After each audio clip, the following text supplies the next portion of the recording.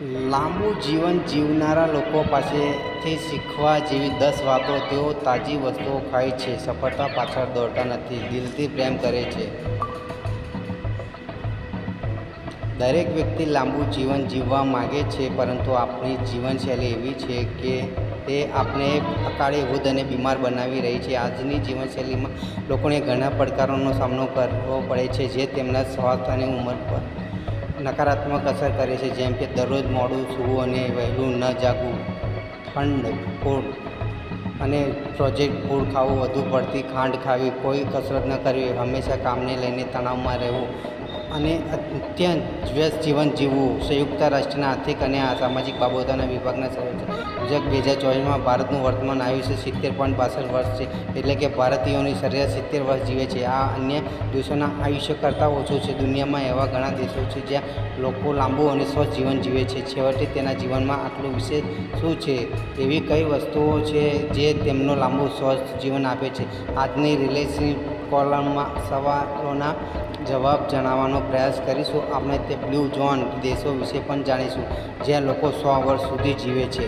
70+80% આયુષ્ય આપણી જીવનશૈલી સાથે સંબંધિત છે. નેશનલ લાઇબ્રેરી ઓફ મેડિસિનમાં પ્રકાશિત નેશનલ ઇન્સ્ટિટ્યૂટ ઓફ હેલ્થ દ્વારા કરવામાં આવેલા અભ્યાસ મુજબ આયુષ્ય ફક્ત 20%થી 30% આપણી આનુવંશિક રચના સાથે સંબંધિત છે. બાકીની 70%થી 80% આપણી જીવનશૈલી પર આધાર રાખે છે, એટલે કે તે ખરેખર આપણે આપણું જીવન કેવી રીતે જીવીએ છીએ તેના પર નિર્ભર છે. આપણે કેટલું લાંબુ અને સુખી જીવન જીવીશું?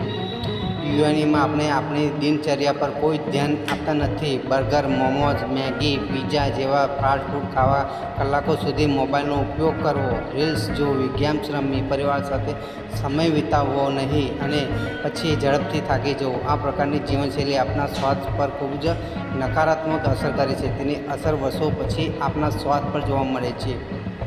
આધુનિક શહેરી જીવનના નકારાત્મક પાસા. મનોવૈજ્ઞાનિક ડૉક્ટર જફર ખાન કહે છે કે શહેરી જીવનનો તણાવ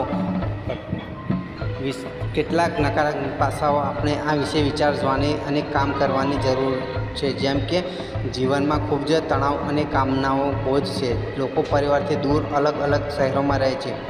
જીવનમાં વાસ્તવિક ગાઢ મિત્રતાનો અભાવ છે. ઓફિસમાં સ્પર્ધા અને સંવાદિતા ઓછી છે. લોકો પોતાના ઘરોમાં એકલા જીવન જીવી રહ્યા છે. ઘણી વખત મેટ્રોપોલિટિક શહેરોમાં પડોશીઓ પણ તેમના પડોશીને ઓળખતા નથી. ન્યુક્લિયર ફેમિલી વધવાને કારણે ફેમિલી સપોર્ટ મળતો નથી.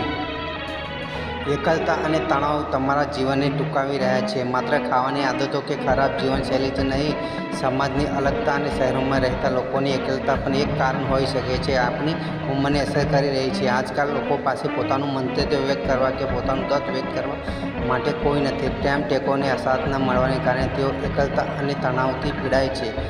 મનોવૈજ્ઞાનિક ડૉક્ટર જફર ખાન કહે છે કે એકલતાના કારણે તમે બીજાઓથી અલગતા અનુભવો છો. આ માનસિક અને શારીરિક સ્વાસ્થ્ય બંનેને અસર કરે છે. એકલતાથી ઉદ્ભવતો તણાવ તમને પરેશાન કરી શકે. વારંવાર ખરાબ વિચારો, ડિપ્રેશન અને શરીરમાં દુખાવો જેવા શારીરિક લક્ષણો પણ આવી શકે છે.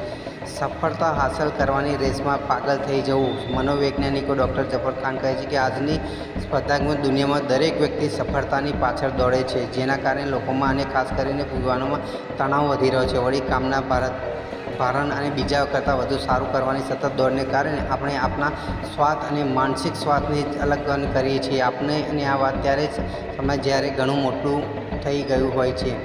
જીવનમાં પ્રેમ ઓછો અને ઈર્ષા વધુ છે. ઓફિસ, પરિવાર, સમાજ અને જીવનમાં હરીફાઈ વધી રહી છે અને તેમાંથી ઈર્ષા ઉત્પન્ન થઈ રહી છે. મનોવૈજ્ઞાનિક ડૉક્ટર જફર કહે છે કે આપણી પાસે જે તેનાથી આપણે સંતુષ્ટ નથી. જીવનમાં પ્રેમ, સંપાદિતા અને સમર્થન લાગણી ઘટી રહી છે. આયુષ્ય માટે આ ખૂબ જ જોખમી છે. વૃદ્ધત્વ એક બીમારી છે અને તેનો ઇલાજ છે. હાર્વર્ડ યુનિવર્સિટીમાં જેનેટિક સ્પેશિયલિસ્ટ ડેવિડ એફ. સિકોનલરે એક પુસ્તક લખ્યું, lifespan why we age and why we વોટ વેવ ટુ. આપણા ઉંમર શા માટે વધે છે અને આપણે કેવી રીતે લાંબુ જીવનશૈલી અંગે તેમણે એક સિદ્ધાંત પ્રતિપાદિત કર્યો છે. તેમની દલીલો છે કે આપણે આપણી જીવનશૈલી બદલી આયુષ્ય બાદ કરી શકીએ છીએ, પરંતુ આ માટે સમજવું પડશે કે તેઓ લાંબુ જીવે છે તેમનામાં શું છે.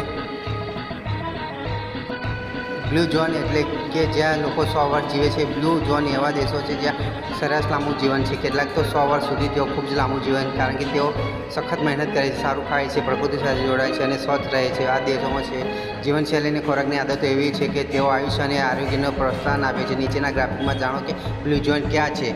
આ સ્થળોનું નામ બ્લુ ઝોન કેવી રીતે પડ્યું. આ સ્થાનોને બ્લુ ઝોન કહેવામાં આવે છે કારણ કે આ વિસ્તારને નકશા પર વાદળી શાહીથી પ્રકાશિત કરવામાં આવ્યા હતા. આની પાછળ એક રસપ્રદ વાત, એકવાર અમેરિકન લેખક ડેન ન્યૂટન ડેમોગ્રાફર મિશેલ પોવેલ સાથે સંબોધન કરી રહ્યા હતા. તેઓ નકશા પર એવા ઓળખી રહ્યા હતા જ્યાં લોકો 100 વર્ષથી વધુ જીવે છે. જ્યારે તેમણે આ સ્થાનો શોધી કાઢ્યા ત્યારે તેમણે તે સમયે તેના હાથમાં પકડેલી વાદળી પેનથી તેમને પ્રકાશ કર્યા.